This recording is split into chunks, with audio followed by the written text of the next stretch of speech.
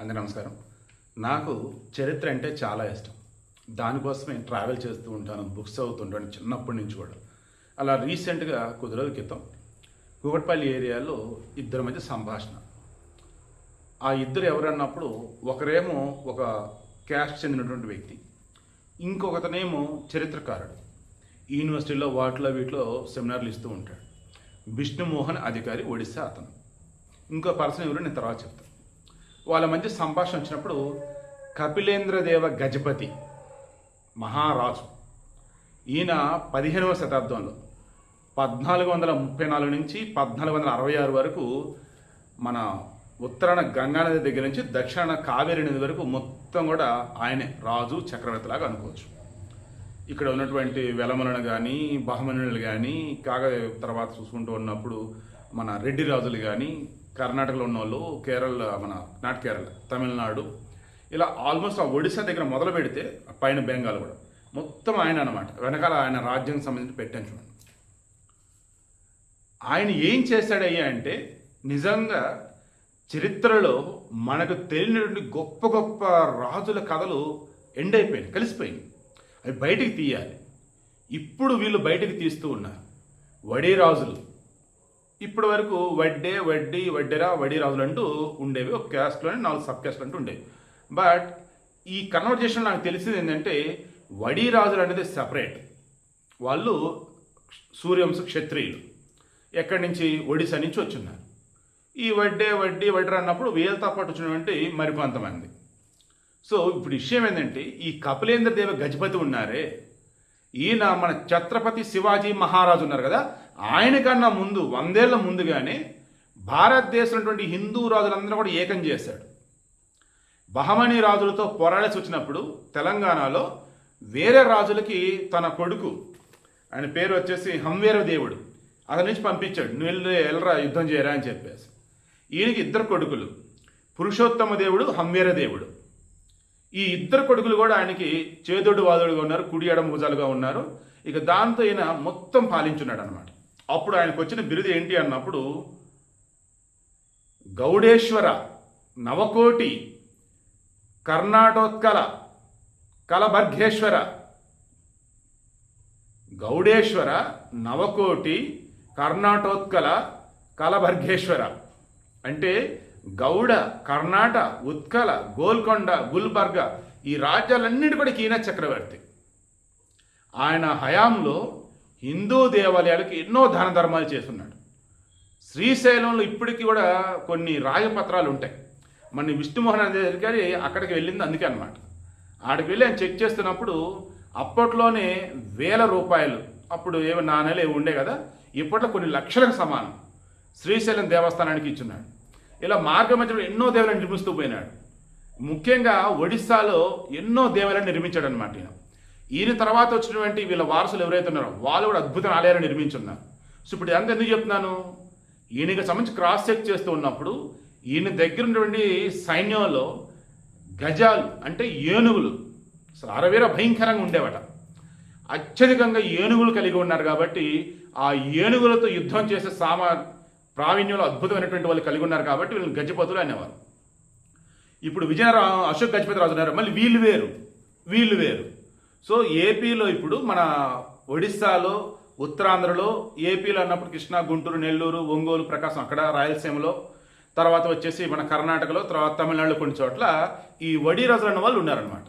But president వాళ్ళని బీసీలుగా గుర్తిస్తూ ఉన్నారు. అయితే ఇప్పుడు వీళ్ళేమంటారంటే, వడి రాజులని బీసీల్లోనే ఉంచేసి సెపరేట్ క్యాస్ట్ అనేది పెట్టండి. అంటే ప్రజెంట్ వడ్డెరా వడిరాజు అన్నట్టు మొత్తాన్ని యాడ్ చేసి పెట్టారు. అలా వద్దు, సూర్యవంశ క్షత్రియులను మమ్మల్ని సెపరేట్గా కాలం పెట్టండి. మా వాళ్ళు ఓకే అంటే ఓసీలో చేర్చండి, లేదు వాళ్ళకి ఆప్షన్ ఇవ్వండి, బీసీలో ఉంటారా లేదంటే ఓసీలో ఉంటారని.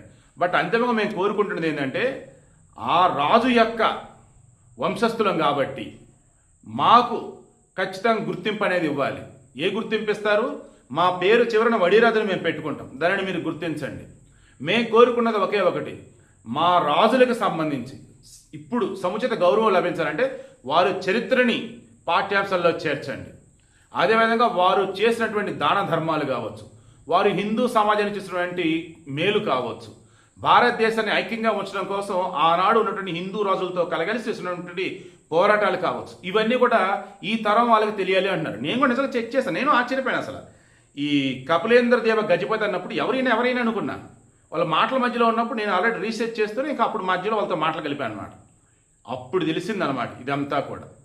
సో విషయం ఏంటి, ఒకే ఒక్కటి, ఇప్పటికైనా కానీ మీరు ఎవరైనా కానీ మీ పూర్వీకుల అసలు ఎవరు, 100 ఏళ్ల క్రితం మీరు ఏ స్థానంలో ఉన్నారు, అప్పుడు మీ వాళ్ళు ఏం చేస్తూ ఉన్నారు, అదొక్కసారి మీరు కనుక క్రాస్ చెక్ చేసుకున్నట్టయితే ఈ తరానికి మన వారసత్వానికి సంబంధించేసి మన పూర్వీకుల యొక్క గాథలు ఉంటాయే, వీరగాథలు ఉంటాయి, వాళ్ళ గొప్ప చరిత్రలు ఉంటాయే, అవన్నీ కూడా వీళ్ళకి అందించిన వాళ్ళు అవుతాం.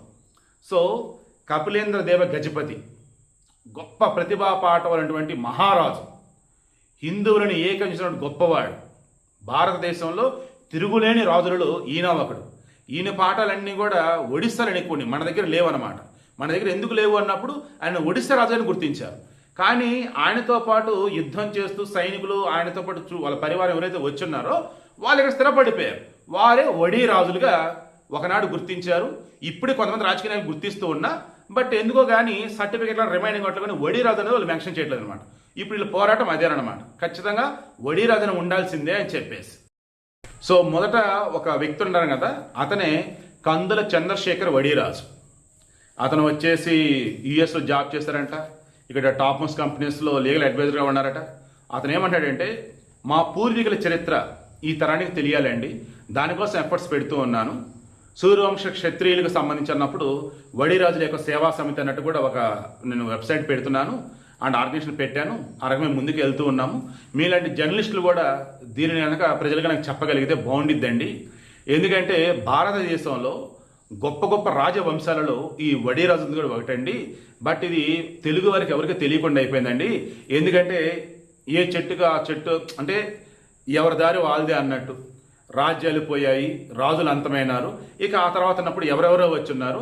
ఇక ఈ వడిరాజులు అన్న వాళ్ళు ఎవరైతే ఉన్నారో కొంతమంది కాంట్రాక్టర్లుగా, కొంతమంది బిల్డర్లుగా, ఇంకొంతమంది వ్యవసాయం చేసుకుంటూ, కొంతమంది వ్యాపారాలు చేసుకుంటూ, కొంతమంది చదువుకొని ఉద్యోగాలు ఇలా ఉండిపోతూ ఉన్నారు.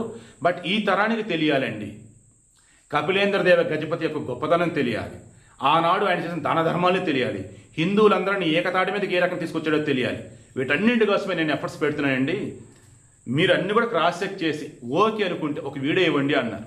భలే వాళ్ళేనే మీరు, నాకు ఇటువంటి చాలా ఇంట్రెస్ట్ అండి. సో కపిలేంద్ర దేవ గజపతి గురించి నేను ఇస్తానని చెప్పేస్తాను. ఆ తర్వాత మా ఫ్రెండ్ ఒడిస్సాలో ఉంటాడు, బరంపురం ఏరియాలో, కేపీ అని అంటే నేను కృష్ణప్రసాద్, ఆడికి ఫోన్ చేశాను. వాటితో అడుగుతూ ఉన్నప్పుడు మొత్తం చెప్తూ ఉన్నప్పుడు ఇక అతను చెప్పుకుంటూ వచ్చింది, గజపతి అని ఒక జిల్లానే ఉందిరా ఇక్కడ, ఆయన పెద్ద మహారాజు అన్నప్పుడు అడిగా, మరి అశోక్ గజపతి రాజులు ఒకటంటే లేదు అది వేరు ఇది వేరురా, ఈయన వచ్చేసి వడి రాజుల కింద వస్తాడరా అని చెప్పేసి అన్నాడు అనమాట. సో ఇది ఓవరాల్గా 2 తెలుగు ప్రాంతాలు కూడా వడి రాజులకు సంబంధించి సర్టిఫికేట్లు క్లియర్గా వడి రాజులను ఉండే విధంగా వాళ్ళకి మరి బీసీ ఇస్తారా ఓసీ ఇస్తారా మరి ప్రభుత్వాలు ఆలోచించాలి. సర్టిఫికెట్లో బీసీఆర్ ఓసీ ఏది ఇచ్చినా కానీ ఆ క్యాస్ట్ కాలం అనేది ఉన్నప్పుడు సెపరేట్గా వాళ్ళకంటూ కులం అనేది మెన్షన్ చేయాలి, గుర్తించాలని చెప్పేసి వాళ్ళు కోరుకుంటూ ఉన్నారు. అండ్ కపిలేంద్ర దేవ గజపతి యొక్క చరిత్ర ఈ తరానికి అందించాలని చెప్పేసి వాళ్ళు ఖచ్చితంగా ప్రభుత్వానికి విన్నవించుకుంటూ ఉన్నారు.